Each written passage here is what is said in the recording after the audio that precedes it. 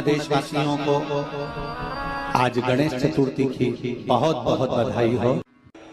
और गणेश पुराण में और देवी भागवत में दोनों में स्पष्ट वर्णन आता है कि अगर स्त्री चतुर्थी का व्रत करती है, चाहे बड़ी चतुर्थी हो छोटी चतुर्थी हो, किसी भी चतुर्थी का व्रत अगर स्त्री करती है तो उसके पति का तो उम्र बढ़ता ही है, साथ में उसके पुत्र का वैभव भी बढ़ता है, उसके पुत्र का वैभव भी बढ़ता है, उसकी संतान का सुख भी बढ़ता है। जब कोई स्त्री, कोई नारी कोई व्रत धारण करती है,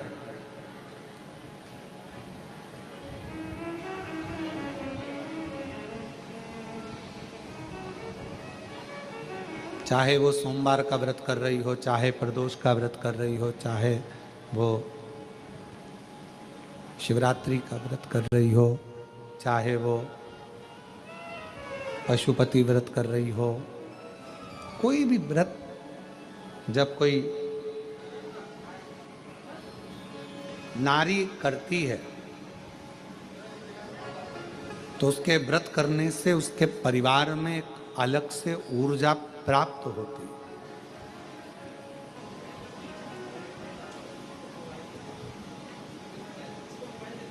व्रत की साधना में, व्रत की साधना,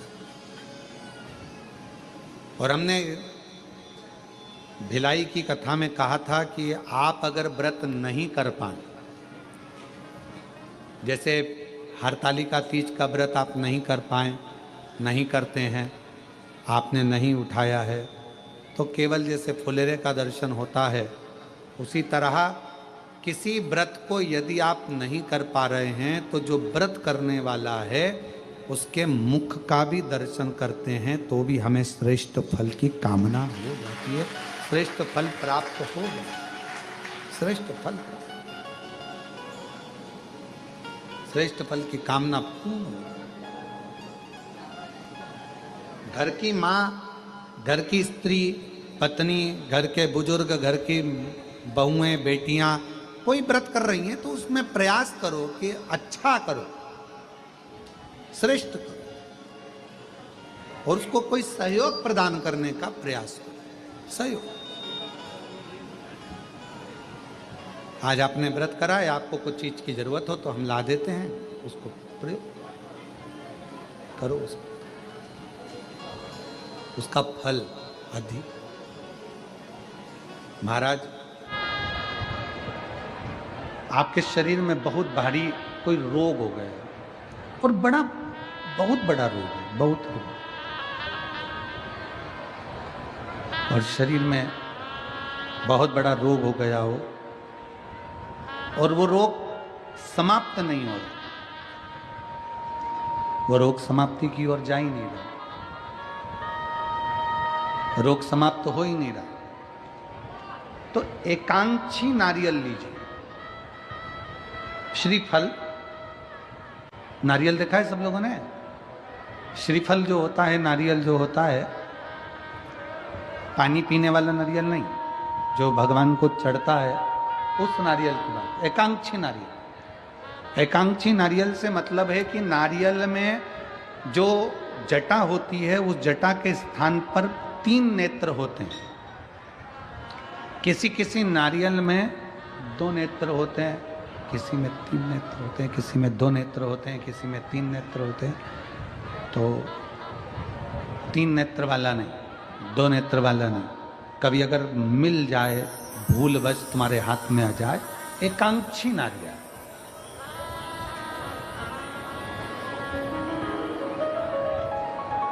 एक नेत्र वाला। पहले बताओ देखा है कि नहीं देखा? पहले ये तो बोलो कि नारियल के पीछे 3 आंखें दिखती हैं, 3 आंखें, किसी में 2 आंखें नजर आती हैं, उसी तरह एक एकांक्षी नारियल, एक नेत्र में। कभी अगर मौका लगे और अगर रोग बढ़ रहा है, घट नहीं रहा, तकलीफ बढ़ रही है, घट नहीं रही, सारे इलाज करवा लिए, सारी दवाइयाँ ले ली, सारी जांचें करवा ली, सारे डॉक्टरों को दिखा लिया, उसके बाद भी अगर आराम नहीं लग रहा है तो एकांक्षी नारियल, और उस एकांक्षी नारियल के साथ में 7 दुर्वा, 7 बेलपत्र,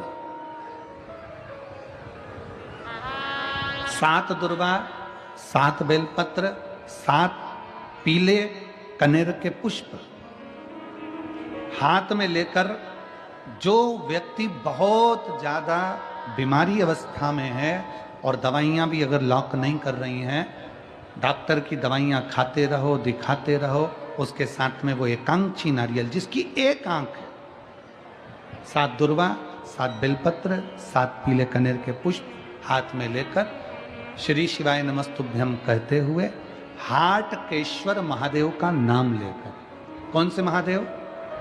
हाटकेश्वर महादेव, हाटकेश्वर महादेव का नाम लेकर अपनी कामना करते हुए, बाबा से विनय करते हुए, जहां से, जैसे ये शिवलिंग है, ये जलाधारी है, ये जलाधारी से जल बह रहा है, ये जल बहकर जहां से जाता है, ये जल बहने के स्थान जहां तक है, उसके बीच में कहीं पर भी, जहां जल बह रहा है ना, ये पानी बहकर जहां जा रहा है, उस स्थान पर कहीं पर भी, वो जल बहकर जहां से जा रहा है जमीन पर, उस स्थान पर कहीं पर भी उस नारियल को, एकांक्षी नारियल, 3 आंख वाला नहीं, 2 आंख वाला नहीं, एक नेत्र वाला एकांक्षी नारियल, सफेद पीला कनेर, 7 बेलपत्र, 7 दुर्वा के साथ में उसको रख दीजिए, और 1 लोटा जल देवाधिदेव महादेव को दक्षिण के भाग में खड़े होकर, उत्तर की ओर मुख कर कर, यहाँ बैठकर या खड़े होकर इस भाग में उधर की ओर देखते हुए जल समर्पित कर दीजिए। उसमें से 1 बेलपत्र, 1 दुर्वा उठा कर लिया, उसी में से 1 कनेर का पुष्प अशोक सुंदरी वाली जगह पर समर्पित कर दो। दुर्वा सुबह के समय पर खाना है, बेलपत्री दोपहर के समय पर खाना है। उसके बाद में 15 दिन 8 दिन बाद फिर वापस जांच कराओ, आपके रोग में आराम मिलना प्रारंभ हो जाएगा। शिव उसको ठीक करना प्रारंभ कर। एकांक्षी नारियल आजा बेटा, एकांक्षी।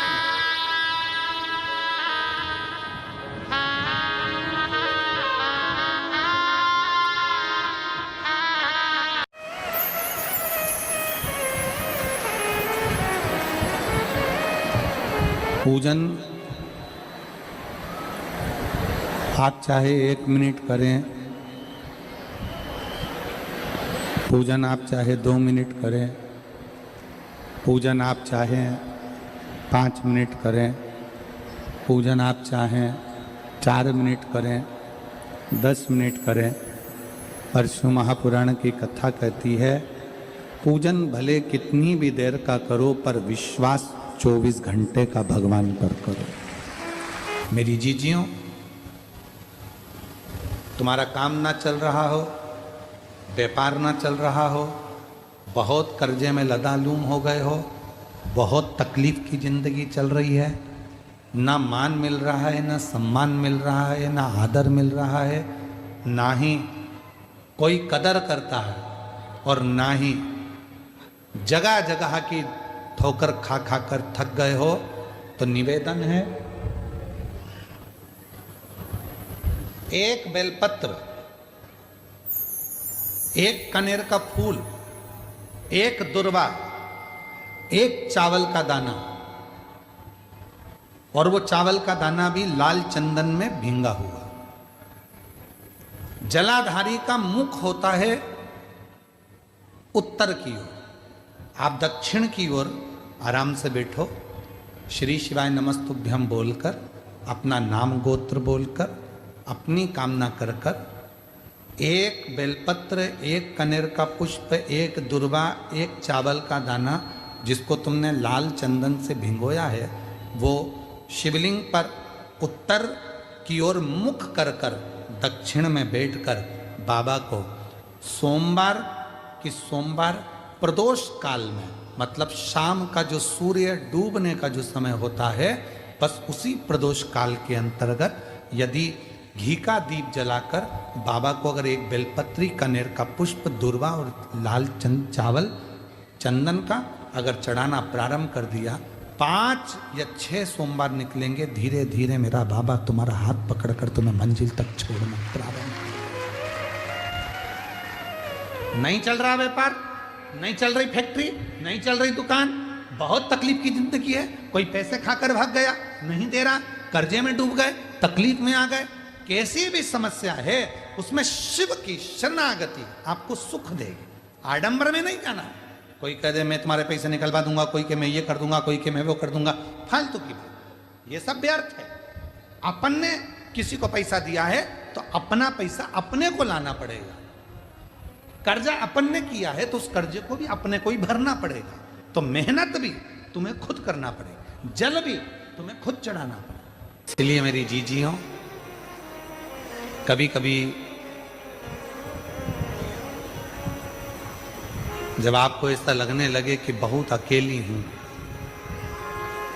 सबने साथ छोड़ दिया, कोई मेरा साथ नहीं देता, परिवार, नाते, रिश्ते, कुटुंब, कबीले सब मुझे छोड़ दिए, तब शंकर के मंदिर में जब आप बैठे हो या जल चढ़ा रहे हो तो वहाँ की जो रज है, वहाँ की जो मिट्टी है, वहाँ का जो कण है, वहाँ की जो रज है, मिट्टी है, उसको भी अगर अपने मस्तक पर चढ़ाओगे तो निश्चित है उस रज में ना जाने कौन सा शिव भक्त अपने मस्तक पर त्रिपुंड लगाकर आया होगा, शरीर पर भस्म लगाकर आया होगा। वो भस्म की कण जमीन पर गिरी होगी, वो कण जब हमारे शरीर पर लगेगी तो निश्चित है कि तुम्हारा दुख कटेगा जरूर, वो दुख समाप्त जरूर, दुख समाप्त।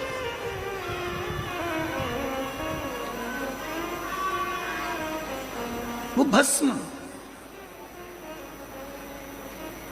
चपटी भभूत में है खजाना। एक ऐसा नीला कलर का पुष्प होता है, देखो छोटा है थोड़ा हमारे हाथ में, ये फूल का बेटा है, ठीक है, पूरा फूल नहीं है, ठीक है, फूल का बेटा है ये छोटा सा, अच्छा दिख रहा है। काय आस्था वालों दिखाओ तो सही, दिखाओ जरा बाजू में, और थोड़ा सा पास कर दो तो सबको नजर आ जाएगा, ठीक गया। शंख पुष्पी, अपारिजात भी बोला जाता है इसको, ठीक है। हर हर विराजो विराजो। तो एक पुष्प अपन कहते हैं हमारे भगवान देवादिदेव महादेव को, भगवान शंकर को बड़ा प्रिय है ये पुष्प। आप किसी से पूछा जाए, आप कह रहे हो कि शंकर भगवान को ये नीला फूल, ये शंख पुष्पी भगवान शिव को इतनी प्रिय क्यों है, भगवान शंकर को इतनी प्रियता क्यों है, कोई से पूछे तो वो बताए चाहे ना बताए पर शिव महापुराण का संवाद कर रहा है। कंठ में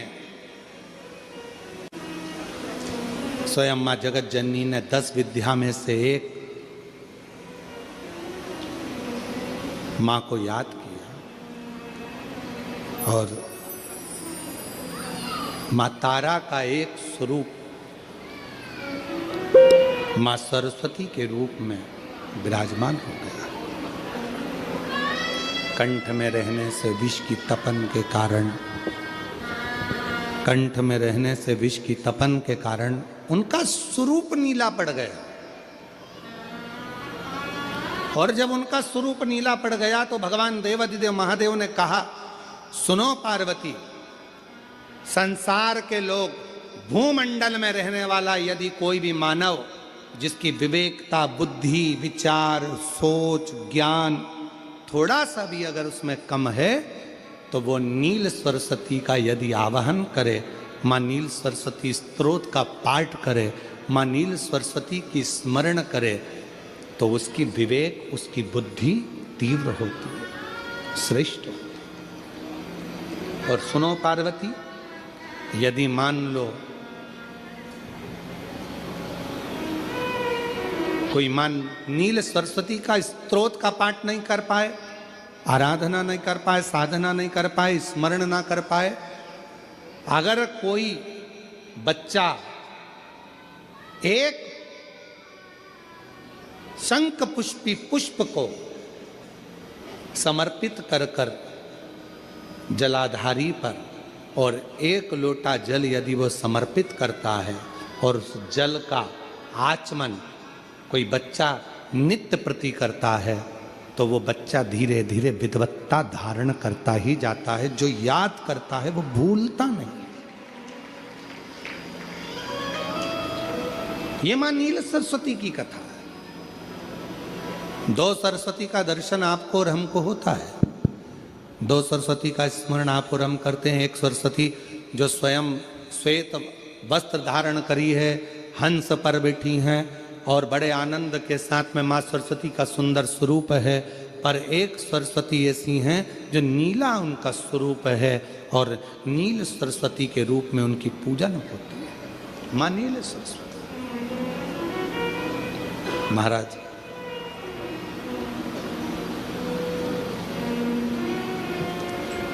जैसे कोई कोई बच्चे ऐसे होते हैं कि जन्म लेने के बाद में उनकी राल टपकती रहती है, विद्वान नहीं हो पाते, पलंग पर पड़े रहते हैं, पांव हाथ काम नहीं करते हैं और डॉक्टरों का इलाज चलता रहता है पर वो रिटर्न नहीं आ रहा है। ये इनको बढ़ाओ ना। बच्चों की मुख से राल टपकती रहती है, विद्वत्ता नहीं रहती, माइंड थोड़ा सा कमज़ोर होता है और शरीर भी उनका थोड़ा शिथिल रहता है। शरीर तो कई लोग कह देते हैं कि ये बच्चा थोड़ा जल्दी जन्म ले लिया इसलिए ऐसा हो गया, प्रीमेच्योर हो गया, ऐसा हो गया, वैसा हो गया। दवाइयाँ भी चलती हैं, इलाज भी चलता है पर उसका कोई लाभ नहीं मिल पाता और वो बच्चा पलंग पर पड़ा रहता है, राल टपकती रहती है, बुद्धि काम नहीं करती। छोटे छोटे भले वो 20 साल का हो गया पर 8-10 साल के बच्चों जैसी उसमें विवेकता होती है, बुद्धि होती है। मेरा निवेदन है उन माताओं से, थोड़ी मेहनत आपको करना पड़ेगी उस बच्चे के लिए। अष्टमी, नवमी और चतुर्दशी 3 तिथियां पकड़ कर रखना। कौन कौन सी? जम के बोलो। अष्टमी, नवमी, चतुर्दशी। ये 3 तिथियां ऐसी हैं, चतुर्दशी अमावस्या की भी और चतुर्दशी पूर्णिमा की। अष्टमी नवमी अमावस्या की भी और अष्टमी नवमी पूर्णिमा की। ये वो तिथियां हैं जिन तिथियों में मां नील सरस्वती का स्तोत्र का पाठ कर कर एक शंख पुष्पी पुष्प, एक अपारिजात का पुष्प जलाधारी पर रखकर 7 बार अगर जल का पात्र से जल चढ़ाया जाए और उसी जल को कटोरी में झेल लिया जाए, उस जल को 3 दिन तक लगातार यदि सुबह दोपहर शाम रोज उस बच्चे को देना चालू करिए, उसके हाथ पैर भी काम करना प्रारंभ करेंगे, उसकी बुद्धि भी काम करना प्रारंभ करेगी। जो वो पलंग पर पड़े पड़े राल टपकाता रहता है, उसको लोग कहते हैं कि 18 साल का हो गया और दिमाग केवल 10 साल का है, 5 साल का है, उसमें धीरे धीरे बुद्धि प्रबल होना प्रारंभ हो जाएगी और वो भी एक दिन कार्य करना प्रारंभ कर देगा। जिसको प्रीमेच्योर बच्चे भी कहते हैं। लोग कहते हैं ये बच्चा जल्दी हो गया था, ये बच्चा बीमार पड़ गया था, बचपन में इसको कोई इंजेक्शन ऐसा लग गया था, बचपन में ऐसा हो गया था, बचपन में वैसा हो गया था, गर्भाशय का जल उसके मुख में चले गया था, तो ये बच्चे की ऐसी गति हो रही है। उस बच्चे के लिए अगर आपके आसपास के क्षेत्र में भी कोई बच्चा ऐसा है तो उसको माँ नील सरस्वती का स्मरण जरूर कराएं। और अगर आप लोगों के पास में माँ नील सरस्वती का स्तोत्र का पाठ ना मिले तो प्रयास करिएगा, मोबाइल पर सर्च कर कर माँ नील सरस्वती का स्तोत्र भी निकाल सकते हो। बाजार में से गीता प्रेस गोरखपुर की किताब में भी ला सकते हो, पढ़ भी सकते हो, घर में उसका स्तोत्र का पाठ भी कर सकते हो। मां नील सरस्वती स्तोत्र का स्मरण करें और बड़े भाव के साथ करें स्मरण। और कोई माताएं कह देती हैं, कोई बच्चा कह देता है मम्मी मुझे याद नहीं होता, याद करता हूँ परीक्षा हॉल में जाकर भूल जाता हूँ, मैं कुछ पढ़ता हूँ बाद में जाके भूल जाता हूँ, स्मरण में नहीं रहता। तो उनसे भी निवेदन है, आप मां नील पाठ नहीं पढ़ सकते, स्तोत्र नहीं कर सकते, संस्कृत में नहीं पढ़ सकते, तो मां नील सरस्वती के नाम से अष्टमी, नवमी और चतुर्दशी के दिन एक शंख पुष्प को, नीला कलर का जो फूल होता है बेल में लगा होता है, जो शिव जी को अति प्रिय होता है, उस पुष्प को आप जलाधारी पर रख दीजिए। जलाधारी जानते हो ना सब लोग, शिवलिंग पर नहीं, जलाधारी पर रख दीजिए और जल चढ़ाना 7 बार प्रारंभ करिए। बाबा देव अधिदेव महादेव आपको याददाश्तता में प्रवर करेगा। परीक्षा हॉल में जितना तुम याद कर कर गए हो, अच्छी मेहनत कर कर गए हो, तो भूलोगे नहीं, तुम्हारी बुद्धि तीव्र होती चली जाएगी, प्रबल होती चली।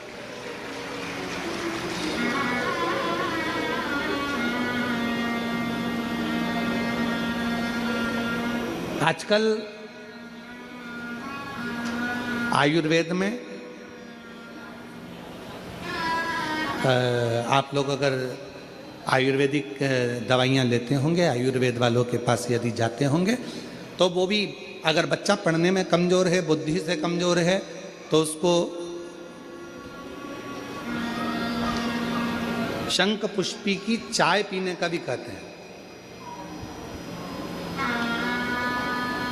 बाजार में आती होगी शायद, है भैया कह रहे हैं कि बाजार में वो चाय भी मिलती है, नीली चाय।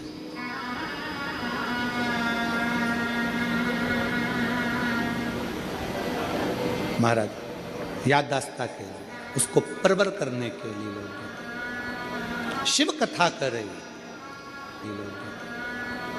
शिव कथा कर रही। कौन सी सरस्वती? जम के बोलो, जम के जरा, पूरा तो नाम बोलो, मां नील सरस्वती। तुमने डायरेक्ट कह दिया नील सरस्वती। मां कौन लगाएगा? मां है ना अपनी, तो उसका संबोधन पूरा होना चाहिए। कौन सी सरस्वती? मां नील सरस्वती का स्मरण सुख देगा, आनंद देगा।